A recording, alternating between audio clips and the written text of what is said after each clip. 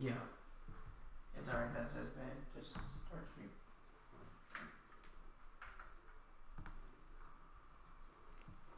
We are live. Hello everybody, you know me. Okay, no you don't, but you know who I am. I am your Smart Wrestling Alliance Heavyweight Champion, Issa J, still champion. Thank you, Dean. Woo! Thank you, Dean. Yeah. Thank you, Dean, and thank you, Elias. Yes, thank you, Elias. I picked Elias too. And I didn't pick Elias. Hello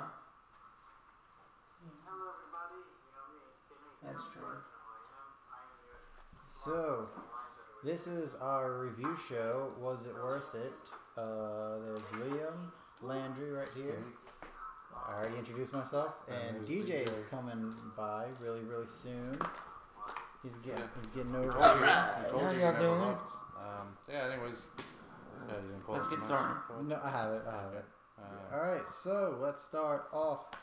This is TLC 2018.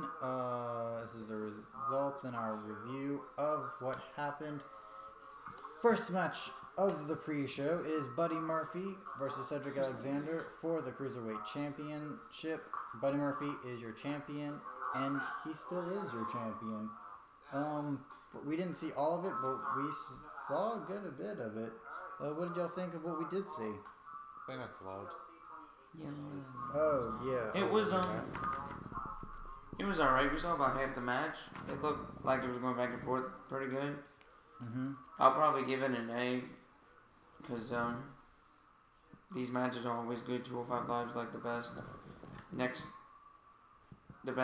thing next to NXT basically. So if you want to go to the main roster, get your way down to 205 and you'll have a great time.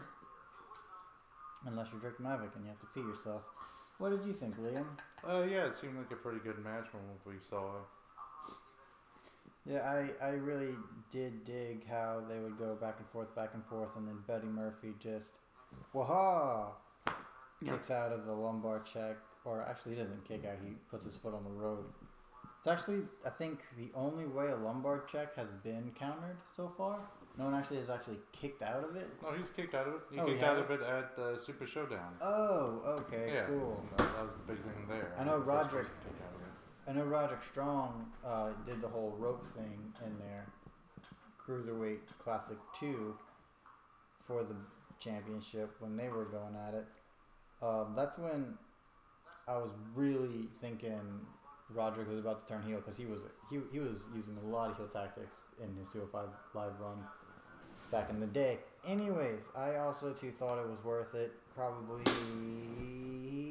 start to finish match of the night, even though they only had 10 minutes. Well, no, we'll get to more. Alright, next was the ladder match where Guitar was suspended above, and the first person to retrieve it is the winner. Unlike using it as a weapon that we've been told since the last couple weeks. So Elias is the one who takes it, but Bobby's the one who uses it as a weapon. Elias is still deemed your winner.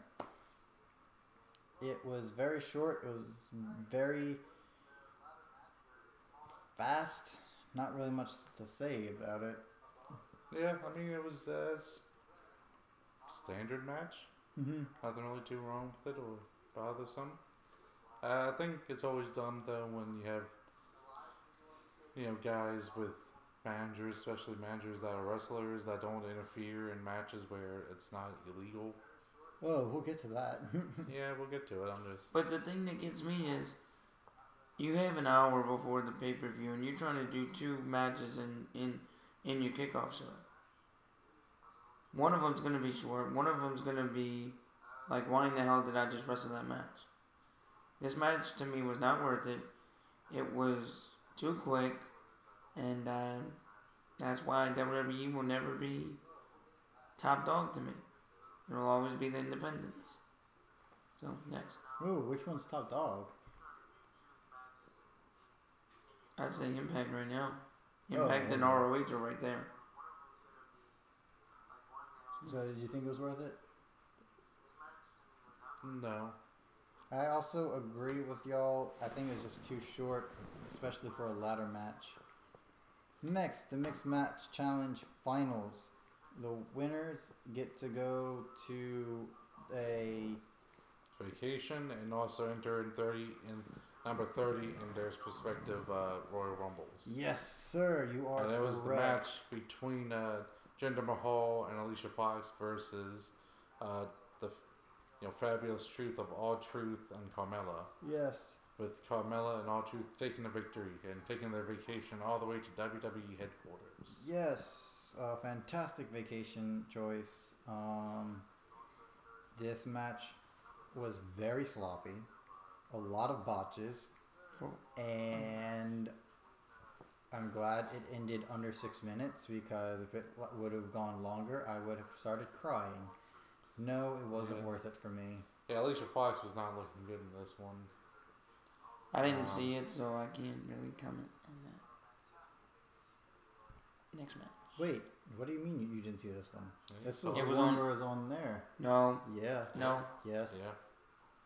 This was The the start of R-Truth the show. one? Yeah, it was the start of the show. No, we had the game on through most of it. For that, but not for this one. Yeah, for the Mixed Match Challenge, some of it. I didn't watch. I wasn't paying attention for that. Okay. Okay. Well, yes. Okay. Anyways. But just say no, it wasn't worth it. No, it wasn't worth it. Cool. Then we had the triple threat tag team match. The Bar, which is Cesaro and Sheamus, The champions. Yes, the SmackDown champions. Tag champions. Against the New Day, which is represented by Kofi Kingston and Xavier Woods, and the Usos, represented by Jey Uso and Jimmy Uso. I mean, they're the only two Usos, but that's besides the point. I'm going to be really harsh here. I have seen way better stuff from all three teams. No. I did not think this one was worth it. The Usos were barely a factor. There was a time where we didn't know who was legal, which was very distracting. And the end kind of happened out of nowhere, and they didn't get into another gear. I didn't care. I was disappointed by this match, especially with who was in this match. The Bar do retain after a bro kick from Sheamus onto Xavier Woods, but that's my review of it. What about y'all? I guess it was okay. The Usos didn't do much, so the Usos were practically out of it, in my opinion. They had that one bit in the beginning, that made them look like they would do stuff, but they didn't. Until you didn't know who was in it. I mean, even though you didn't know who was in it, it was still good because it was kind of all discombobulated, which with that type of match I kind of like because, you're going to have that at some point in the match.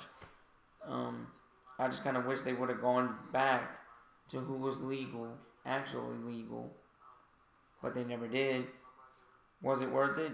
Yes, because it was actually one of the better matches of the night, in my opinion. Was there a lot wrong with it? Yes, but it was still better than a lot of the matches tonight, and we'll get to more of that later. Liam? It wasn't as good as some of the other matches these three had, and I think they're in a situation where you've had so many matches together that's going to be difficult to make more appealing stuff. They kind of like with Seth Rollins and Dolph Ziggler. Mm-hmm. I think they need to shake things up a bit and move them around so they have new opponents to work with. Mm-hmm. Yeah. It's almost as if they have Sanity they could be working with. But that's the only other one. But I mean, they might Right? they might not even be there. Sanity's the only other one, though. There's not a big tag division. Okay, can I But go? let's just Yes. move on, yeah. And it was very sloppy with the whole things there, and it wasn't very even. I think you were kind of talking about how they had the New Japan triple threat match for the junior tag teams, and that was much more. Has better storytelling in there, more interesting stuff, and more balance between the different competitors in there. I thought it was a better one overall. Mm-hmm. So I would say this isn't worth it because I've seen better from them and I've seen better in the style before. So And recently too, I believe. Mm-hmm. Next, we had a tables, ladders, and chairs match. Oh but my. you wouldn't have known Braun Strowman versus Baron Corbin. If Baron Corbin won, he would be permanent GM. If Braun Strowman wins, he gets a shot at the Universal Championship against Brock Lesnar at Royal Rumble again. And Baron Corbin comes out. Your referee is Heath Slater. They start counting. 7 hits. Braun's music hits. They come out. The bell's never rung at this point. Then you see No, but they rang the bell to start the match. Chad Gable, No, they Bobby never Roode. rang the bell. Huh? They never rang the bell. They rang the bell to start the match. I do not remember hearing a bell get rung. Yes, they rang the bell and then they started the count. We'll go back to that. But anyways, Bobby Roode, Chad Gable, and then Finn Balor, they all start beating him up. Baron Corbin runs, hit by Kurt Angle, Angle slam, 1, 2, 3. Braun Strowman wins. Not worth it. Not worth it. Yeah, no. Like it didn't feel as long as what they say it was on here, and they had a point of like, oh, ha ha ha ha, and then you saw Chad Gable and Bobby Roode come out, which in storyline didn't make any sense, especially after they had won the championships recently. And then Finn Balor comes out, and he has a match later on, so that was a bit wonky. And then you had Gable and Roode come out, and they're like, we're upset with you because you keep putting us in matches against the Lucha House Parties where they go on 3-on-2, and it's like, that's not you guys, that's the Revival. It's like, oh wait, are you sure? I don't know. The script told us to say it. But yeah, it wasn't that no, good. Move on. Next, we had Natalya versus Ruby Riott with the rest of the Riott Squad, Liv Morgan and Sarah Logan, with her in a tables match. And everything's legal. There's a point where Ruby Riott has Natalya in the corner, and the ref pulls Ruby Riott out. JoJo said there was no disqualifications, no rules. Why did the ref get involved? And in the very distracting thing that Liam kept mentioning, was like, oh wow, and he said it very sarcastically. It's almost as if this is a no. He was saying how I wish this was a no disqualification match so we could team up 3-on-2 and beat Natalya down or put her 3-on-1. That's what it meant. But that didn't happen at all. Riott Squad didn't do anything. It's like they were the Usos. They just was there to be pretty faces, and it was put through sad. tables. Yeah, and get put through tables. Natalya eventually wins by putting Ruby Riott through a Ruby Riott table, where she got that and how she had time to not only make it but get it under the ring. We'll never know. I mean, it's not as bad as Samoa Joe's storybook. I guess not. WWE is just getting worse and worse with these pay-per-views. Do you have any thoughts on it? Any other thoughts on it? No, you kind of said it all. Okay. Yep. So no, it wasn't worth it. Moving on. Finn Balor versus Drew McIntyre. For this one, I missed the first half of it, but from what I saw in the second half, it was fine until Dolph Ziggler got involved. What did y'all think, since y'all saw most of it? I thought it was... Oh, you can go first. It was mostly just that. It was pretty fine until Dolph Ziggler got involved and caused a screwy finish. I thought it was fairly good. Yeah, for the match itself, yes, it was good. I just hate how WWE... I know you have to have it for storyline purposes, but I hate how they can't do more of this on the Raw shows, and then the pay-per-views just stick to the match and let it end clean. But that's wrestling, so... Yeah. But it was worth it. I would watch it again. Finn Balor gets the win after a coup de grace on a steel chair. Drew McIntyre was laying on the steel chair. 1, 2, 3. Finn wins. Did you think it was worth it? Yeah, I guess. Yeah. From what I saw, it was entertaining. But I was hoping for better, and I feel bad for Drew now. Well, you kind of missed the beginning. Swept the life out of him. Yeah. Like that. But yeah, at least Finn got a win, so that's cool. Yep. Rey Mysterio versus Randy Orton in a chairs match, which means there's just a bunch of chairs that are going to be used. There's no real stipulation other than that here. And Rey starts off hot. I'm the only one who saw this match. It wasn't, am I? Yeah, so I'll give you my review. Rey starts off hot. Randy gets the upper hand. He starts attacking Rey with the chair. Then Rey Mysterio gets back and attacks with the chair. Then Randy attacks with the chair. Sweeps the announce table. Smashes Rey in the face with the chair. Gets him in the Tree of Woe. Smashes him unprotected headshot twice into a chair that he set up. Then out of nowhere, Rey hits Randy with some move. Randy sits down in a chair. Rey does this weird flippy do, rolls up 1, 2, 3. Rey wins. It was shocking Rey won, but it was a match. It wasn't as methodical and plotting as most Randy Orton matches, so for that it was nice. But overall, it didn't really do anything new, and it didn't add anything new. So no, it wasn't worth it. Ronda Rousey versus Nia Jax with Tamina by her side in a WWE Raw Women's Championship match, normal match. What did you guys think of it? I didn't see it. My bad. What did you think of it? For the Daniel Bryan match? No, the Ronda Rousey Nia Jax match. It was fine. It's nothing too much of either way. Mm-hmm. So was it worth it? Compared to some of the other ones tonight, I guess so. Okay. So yeah, I thought it was.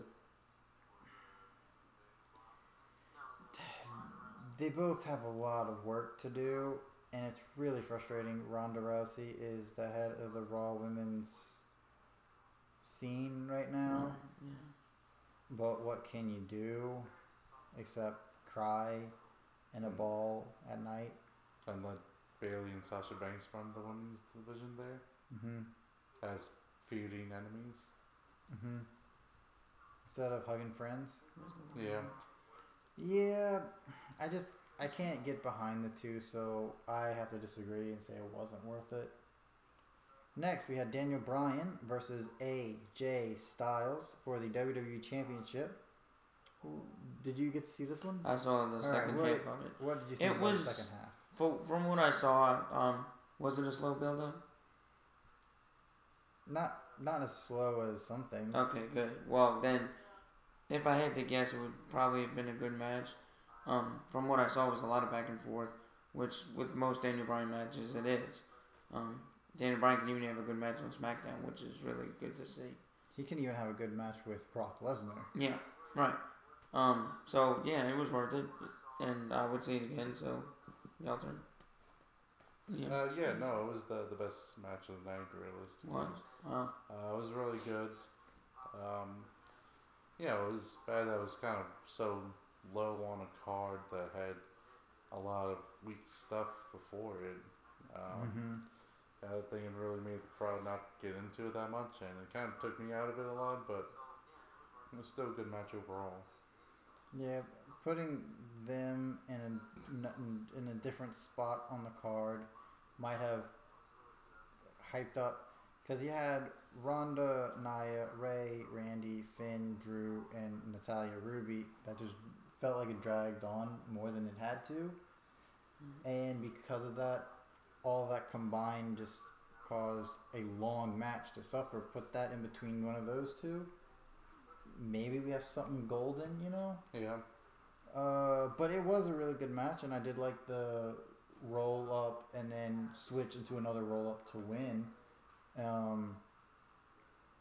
lot of good stuff back and forth between Daniel and AJ, so it was definitely worth it. Next, we had Dean Ambrose versus Seth Rollins for the IC Championship, the Intercontinental Championship.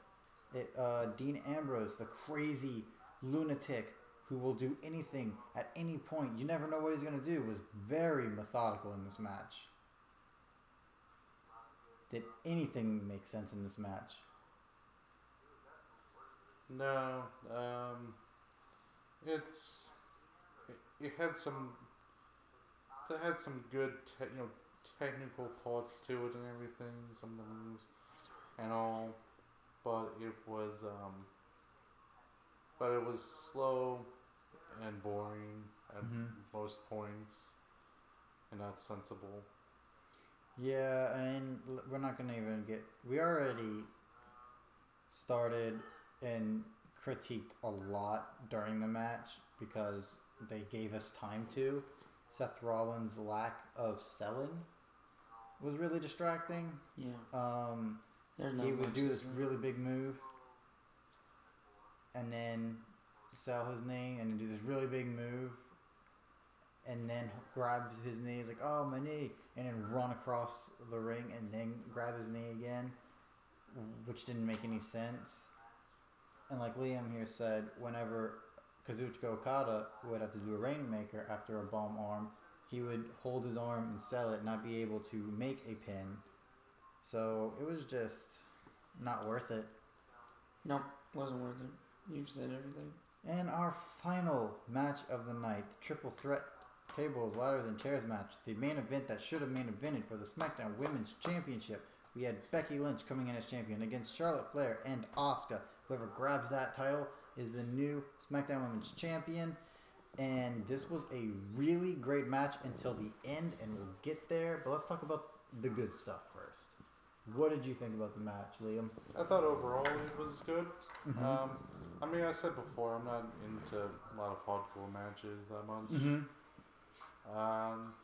And so, I mean, but I think it was still a good match overall, and a lot back and forth and wondering about who's gonna win, but yeah, it was good all the way up until that ending.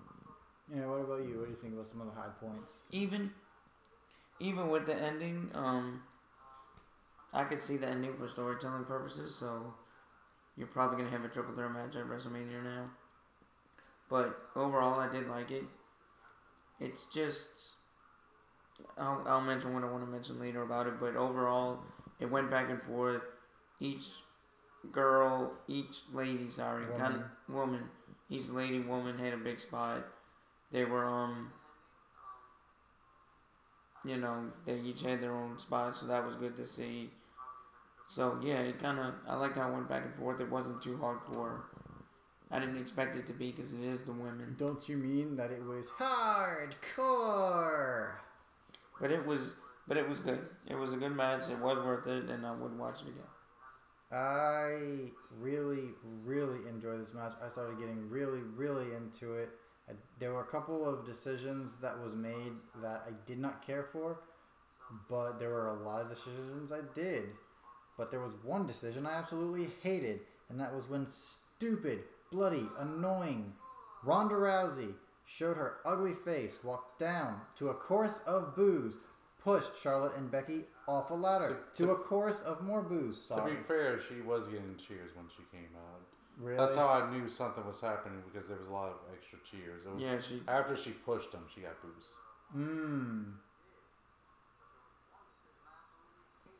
So it was like conflicting boos and cheers to begin with? Or was it mostly cheers? It was cheers. Oh, and then she pushed chorus and boos. All boos. And then Asuka finally gets that championship.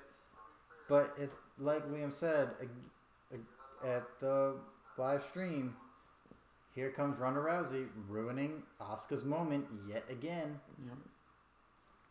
Yep. Royal Rumble last year, now this. Was there any more? Probably so. Yeah, it's WWE. Yeah, did not like this ending at all. I felt bad for Asuka. It really makes her look weak after looking so bloody strong in the match. But she can't win unless Ronda intervenes. Such a horrible booking decision. Becky Lynch should still be champion right now, and My heart is broken. It was a great match. It was worth it until that finish. So overall, Yeah, I still think overall it was worth it. Well, yeah, overall it was worth it, but that finish did salt it up. Like if I had to give it a grade, it would bump it down to a B minus. the whole pay per view. No, I'm talking about that match. I'd still give it an A just because 95% of it was good until Ronda Rousey came out. I don't care. To me, I'll make my picks. If I'm wrong, I'm wrong. If I'm right, I'm right. But if you're going to put somebody low after you just put them up high, I understand if the match goes the way it goes to make them low, but the way they do it is so crappy. And overall, this pay-per-view is going to get a C from me. One, it was booked wrong. Matches were in the wrong spots. The Daniel Bryan match could have been so much better, but, they put it in the wrong spot. If they would have put it more in the middle, maybe people would have watched it more. People are exhausted by the time we get to the 9th and 10th matches. Even the 8th match of the night. You get there 2 hours ahead of time for, an hour to 2 hours ahead of time, and it's just everybody's tired by 8 o'clock, basically, Central Time. So it's just the slow plotting. But even if you gotta have that, you gotta have a match that's slow where people can go use the bathroom if they want. I get it, but I don't know. It's just WWE's gotta learn how to book their matches better. Like put this match there, this match. Let's look at what's gonna happen at New Japan. What's the January 3rd? What's it called? Wrestle Kingdom. Wrestle Kingdom. Thank you, sir. That's gonna be like a 6-hour show, and it's not gonna feel like that though. Not at all, because the wrestling will have ebbs and flows that make sense, and the psychology and the storytelling and then gonna be really good, and then the high spots are gonna be really high, and then the booking's gonna be great because they know where to put the matches. I mean, for the most part, right? Well, they use the ascending order. They put the weakest matches first, and then the more important the match is, the later it goes in the card. And I totally agree with that. Now, WWE did do that tonight. They did a good job with that. Partially did a good job, but then it was just the way the match went. So that's what I'm saying. Yeah. You'll have another 6-hour show like New Japan. Wrestle Kingdom. Thank you. And they're gonna have long matches after long matches. Look at Dominion this past year. They had a 64-minute match. Yeah. Yeah, 64 minutes, an hour and 4 minutes, and I was just hooked watching each and every moment, story beat from story beat. And it was a very long match. It was over an hour. Go behind the way to Dean versus Seth, which was only 23 minutes. I was checked out after probably not even 10, and I was feeling it was too long. Now, that's a problem. Now, towards the end, it did get a little faster, but by then, like you said, you were checked out, so and then distracted by horrible selling. Right. Overall, Liam, what was this show to you? Not really worth it. I mean, tell people to just check out the Daniel Bryan match and AJ Styles and the TLC at the end. That's about it for me. I have to agree with you, sir. Yeah. And you? What? About the match? Overall. Oh, overall? What did y'all say? It was worth it? No. Just check out Daniel Bryan versus AJ, and then check out the women's main event. Yeah, I'd agree with that. The women's main event, the Daniel Bryan, and the Cruiserweight, and that's about it. Other than that, it's crap. I mean, WWE in the next few years is going downhill. I'm sorry. Well, let's hope Royal Rumble and the road to WrestleMania is better. Get good. Let's get good, So, guys. let's close it. Get good. Close it. Close it. Okay, holy crap, dude. Tranquilo, buddy. Tranquilo. Alright, thank you guys so much for watching this video with us and our review of TLC 2018. If you really like us, then you gotta give us those sexy, sexy likes. And the unsexy ones. Don't forget to share to all of your friends. And enemies. If you extremely, absolutely, 100% like us, then hit that subscribe button so that way you are part of the Smarky family. And then hit the notification bell because you want to get notified for when we go live for a podcast every Sunday at 1 p.m. Central Time, shooting with the Smarky family. Mm-hmm. And we also go live for our pay-per-views, like the one tonight and other WWE pay-per-views and outside WWE pay-per-views. Yes, sir, we do. And just get notified for, when we put up new videos. Yeah, the new year should have a new invigoration of Was It Worth It and all that greatness. And we're gonna do a new show called the Smarkies, our own award show. So please. Well, check it's gonna that be out. a special. Yeah. It's gonna be a special at the end of the year. Yeah, or at the beginning of 2019. Sometime in January, probably. And yes, so All right, so yeah, follow me on Twitter at IsaJ_STP. Follow me on Twitter at Liam_SWA. and follow me at DJC_SEL On Twitter. on Twitter. And Yes. leave us comments on what you thought about the show. Until next time, it will be awesome. See you later. Hopefully. Bye, guys. Bye. It's Bye. been Bye. real. Bye. Bye. Been 1 week. Okay.